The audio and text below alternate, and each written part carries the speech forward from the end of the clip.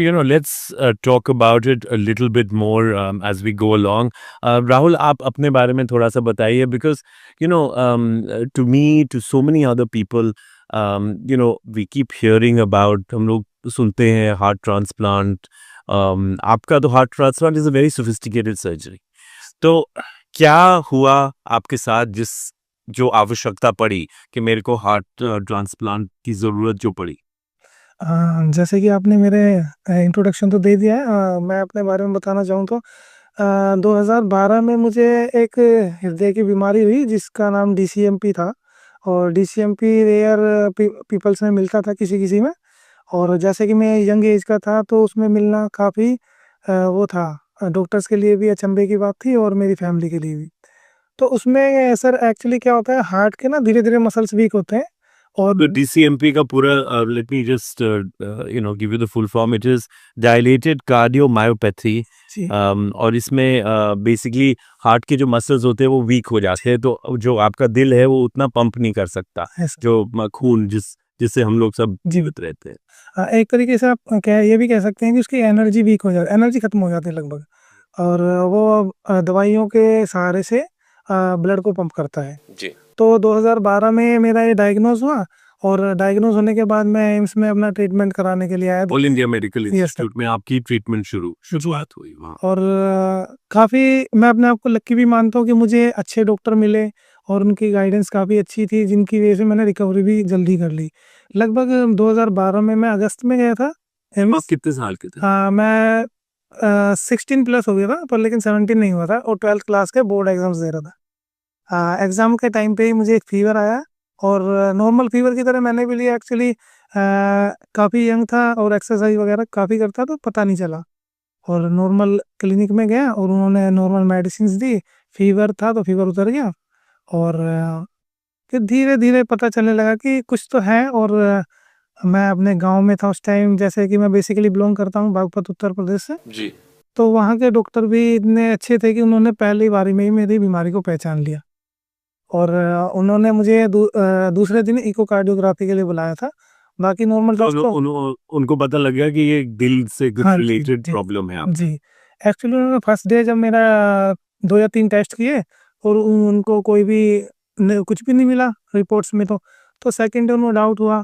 और उन्होंने मेरा इकोकार्डियोग्राफी टेस्ट किया और उसमें एकदम डिक्लेयर कर दिया कि आप डीसीएम पेशेंट हैं और आपका ट्रीटमेंट तो यहाँ पे हो जाएगा, पर लेकिन दवाइयाँ नहीं मिल पाएँगी, तो आप एम्स के लिए ट्राई करें और अगर आपसे नहीं होता तो मैं किसी से बात करता हूँ, ऐसा उन्होंने बोला। और मैं 2012 में अगस्त में एम्स में आया। लगभग 2 से 3 महीने में मुझे काफ़ी अच्छी रिकवरी मिली। और तब कोई इंटरवेंशन नहीं थी, खाली दवाइयाँ देनी शुरू कर दी। हाँ, यस, दवाइयाँ दी कुछ टेस्ट के बाद। और रिकवरी ऐसी थी कि साँस जो फूलता था वो ठीक हुआ और नॉर्मल काम करने लगा अपने। पर डॉक्टर ने ये एडवाइस दिया कि आप ना रेगुलर कॉलेज ना करें, क्योंकि ट्रैवल करने में काफ़ी साँस फूलता था उस टाइम पे। उसको रिकवर होने में लगभग 1 से डेढ़ साल लगा। और मैंने इसी बीमारी के दौरान अपनी ग्रेजुएशन भी पूरी किया, होटल मैनेजमेंट भी पूरा किया और जॉब भी करने लगा। और ये लगभग दवाइयों से इतना रिकवरी हो गई थी कि मैं ठीक हो गया था। मैं 2017 में जॉब करता था अशोक होटल में एज़ ए शेफ़। जी।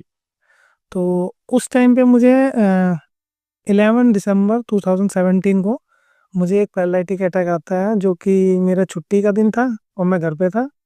और जस्ट मम्मी के साथ ब्रेकफ़ास्ट करके और मैंने बोला ठंड ज़्यादा है तो मैं सो गया। लगभग 15 मिनट के अंदर मुझे एक पैरालिटिक अटैक आता है। जी। और जिसके बारे में आम जनता को कुछ भी नहीं पता होता, ये अटैक या स्ट्रोक क्या होता है।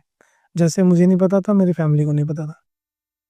और जब उसके रिएक्शंस देखने को लगे, मेरा फेस पूरा टेढ़ा हो गया था। और एक साइड से हाँ पैरालाइज़ हो जी, गए। लेफ्ट साइड से मैं पैरालाइज़ हो गया था। और जिसमें कि मेरा सलाइवा नहीं रुक रहा था और सलाइवा निकले जा रहा था। तो जैसा कि मम्मी काफ़ी डर गई थी, इतनी डर गई थी कि मतलब कुछ भी नहीं कर पा रही। और मैंने पैरालिसिस चलते-चलते अपने फ्रेंड्स को फ़ोन किया और एकदम से मेरे फ्रेंड्स आए और सीधा एम्स लेके आ गए। और जैसा कि एम्स जाने से पहले मेरे डॉक्टर के असिस्टेंट हैं, उन्होंने मुझे बोला था कि अगर कहीं पास से क्लिनिक लेके जाइए और हमारी बात करा दीजिए। उन्होंने कुछ भी बात की होगी या पूछा होगा मेरे बारे में, तो उन्होंने बताया, तो उन्होंने बोला कि यहाँ नहीं हो पाएगा, आप सीधा एम्स आ जाइए। और लगभग 1 घंटे में हम एम्स आ गए। अच्छा ये रहा कि जाते ही उन्होंने सारा कुछ प्रिपरेशन किया हुआ था। जैसे कि मेरा तो 2012 से ट्रीटमेंट चल रहा था, वो लोग तो मुझे अच्छे से जानते थे। सो टीम थी वहाँ यस सर। और वो आपका पूरा केस हिस्ट्री जानते थे, पेपर्स बने हुए थे आप। जी, जी। वहाँ पे सर थोड़ा-सा टाइम इस चीज़ में लगा कि ये डिसाइड नहीं कर पाए इमरजेंसी जो भी डिपार्टमेंट होता है कि इसको कार्डियोलॉजी में भेजें या न्यूरोसर्जरी में। राइट। तो न्यूरोसर्जरी वाली टीम आई, उन्होंने डिक्लेरेशन दिया कि नहीं, ये कार्डियोलॉजी में आप भेज सकते हैं। एक्चुअली वो जो स्ट्रोक था वो मेरी एक्टिविटी की वजह से रुक गया था, और अगर मैं वैसा ही रहता या सोता ही रहता, सोते-सोते आया था मेरे को पेलाइटिक अटैक। राइट। तो लगभग आधा इंच का एरिया हुआ ब्रेन के अंदर जिसमें कि वो ब्लड फैला, और बाकी बाद में ठीक हो गया। जी। और एम्स आते ही मैं फिर सीसीयू में एडमिट हुआ। सीसीयू में एडमिट होने के बाद मेरी पल्स रेट अराउंड 13-14 था। My God. हाँ, काफ़ी लंबी-लंबी साँसें थी। उस टाइम सर मुझे ऐसा लगने लगा कि मैं शायद नहीं बच पाऊँगा। और आप कॉन्शियस थे तब?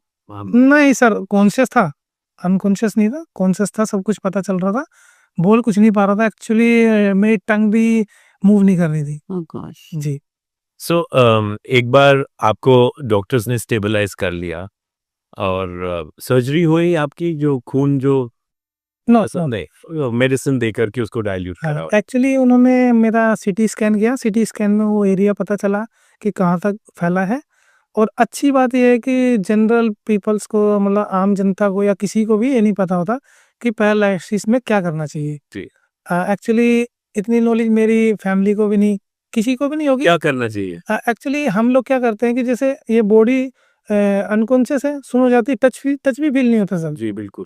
और कई कई बार रगड़ने लगते हैं या कुछ भी करते हैं, और नहीं पता है किसी को, वो नहीं करना चाहिए। एक्चुअली जो वेन्स है ना हमारी, वो टेढ़ी-मेढ़ी हो जाती है, उसके अंदर ब्लड सर्कुलेशन रुक जाता है मसाज करने से, किसी भी तरीके की। ये नहीं करना चाहिए। और कोशिश करें कि 6 घंटे के अंदर-अंदर आप लोग एक हॉस्पिटल में जाइए, वहाँ पे एक इंजेक्शन लगता है जो रिकवरी करता है। जैसे हिंदी में बोलते हैं लकवा, हाँ जी, लकवा लग गया। लकवा। लकवा लगभग लकवा। पैरालिसिस सेम ही है सर। अच्छा, जी। जी। और 6 घंटे का टाइम बताते हैं डॉक्टर्स लोग भी कि एक इंजेक्शन लगाते हैं जिससे रिकवरी काफ़ी अच्छी हो जाती है। वो क्रिटिकल हाँ पीरियड है। जी, जी। तो फिर इसके बाद क्या हुआ? क्योंकि कब डॉक्टर्स ने बताया कि लुक, ये हार्ट से रिलेटेड है और अब आपका जो हार्ट है वो ऐसे फंक्शन नहीं कर रहा है and we need to do a heart transplant? Sir मेरी लाइफ़ का जो टाइम था सर, एक ही रात में सब कुछ डिसाइड हो गया। डॉक्टर्स 11 के नवंबर या 11 दिसंबर? दिसंबर, जी। उसी दिन पता चला कि मैं जीऊँगा कि नहीं जीऊँगा। क्योंकि सर जो सीसीयू में डॉक्टर्स थे उनको नहीं पता था क्या ट्रीटमेंट चल रहा है, क्या है, और दिन संडे का, जी। और डॉक्टर्स भी छुट्टी पे थे, मेरे डॉक्टर्स भी छुट्टी पे थे, और कोई कॉन्टैक्ट नहीं हो पा रहा था, फ़ोन नहीं था सर मेरे पास। किसी तरह मैंने अपने पेरेंट्स को बोला, वो पेरेंट्स जानते थे डॉक्टर्स को, उन्होंने फ़ोन किया। फिर फ़ोन आया तो टीम को बताया गया कि ये प्रोसीजर अपनाइए, तो उन्होंने इलेक्ट्रिक शॉक लगाए, तो रिकवरी इतनी हुई कि 20 से 22 हार्ट बीट थी मेरी। और नेक्स्ट डे से मेरे को डिक्लेयर कर दिया कि हार्ट ट्रांसप्लांट ही होना है ज़रूरी। बाकी उन्होंने बोला कि हम लोग आपको ये 1 हफ्ते के लिए घर भेजेंगे, और आप देखते हैं दवाइयाँ तब क्या तक असर आप करें। कवर कर गए थे? हाँ सर, वो मेरी हार्ट बीट आप बोल बोल पा रहे बोल थे? पा रहा था बोल तब। पा रहे थे? जी, 1 दिन के अंदर इतनी रिकवरी हो गई कि मूवमेंट आ गई, बस टच फ़ील नहीं हुआ। नहीं, किसी को भी अगर आप बताएंगे कि आपका हार्ट ट्रांसप्लांट होएगा, नहीं तो कॉन्सिक्वेंसेस बहुत सीरियस है, अम, तब आपके दिमाग में क्या चल रहा था? जब सर मेरे डॉक्टर्स मेरे इतने क्लोज़ हैं कि उन्हें पता है कि वो बताएँगे जो भी मैं मान लूँगा। जी। उन्होंने बताया कि आपका जो हार्ट है ना, वो रिकवरी भी नहीं कर पाएगा। राइट। एलवी फंक्शन डिसऑर्डर हो गया, लेफ्ट वेंट्रिकुलर डिसऑर्डर, वो पार्ट स्टॉप हो गया था, जी। और काफ़ी कोशिशों के बाद वो नहीं मूव कर रहा था। तो तब उन्होंने मुझे बोला कि ये आपके वर्कअप करेंगे हम लोग, आप अपनी फैमिली में बात कर लीजिए, बड़े जो भी हैं उनसे पूछ लीजिए, और पूरी फैमिली के कंसेंट के बाद ही हम ट्रांसप्लांट करेंगे, और अगर आपने भी मना कर दिया तो भी रोक देंगे। जी। तो उसके बाद पर सर, डर लगा आपको? हाँ सर, डर लगा। और मतलब डर इतना लगा कि एक्चुअली कुछ चीज़ें इतनी इमोशनल हैं, अगर मैं बताऊँ तो काफ़ी होगा बड़ा, सभी की फैमिली में होता है सर। जी। एक्चुअली सर मैंने ना अपनी फैमिली में ना किसी को काम करने नहीं दिया। मेरे पापा ऑफिस जाते थे और घर का सारा काम मैं खुद करता। तब मुझे ऐसा लगने लगा कि अगर मुझे कुछ होता है तो एक तरीके से मेरी फैमिली ना दिव्यांग हो जाएगी। जी। क्योंकि कुछ भी मेरे ब्रदर, यंगर ब्रदर को ये सामान खरीदने तक के नहीं पता था सर कि दुकान से सामान लेना है, तो वो मतलब पूरे घर का बोझ आप ही उठा रहे थे। बोझ नहीं कह सकते सर, जिम्मेदारी जी। और फिर मुझे फील होने लगा यार मैंने तो बहुत गलत किया, अपने भाई को भी बाहर निकलने देना चाहिए था। तो फिर लगने लगा कि अभी जीना चाहिए, कुछ इच्छा जागी। और मेरे पापा सामने खड़े हुए थे सीसीयू में, उन्होंने बोला कि बेटा ऐसे तो कुछ नहीं हो सकता तेरे को, तेरे अंदर इतनी हिम्मत है, सब कुछ है, मैं भी तो साथ में खड़ा हूँ। तो काफ़ी हिम्मत बनी और सर उन्होंने भी, परिवार ने भी बहुत हिम्मत दी। हाँ जी, जी।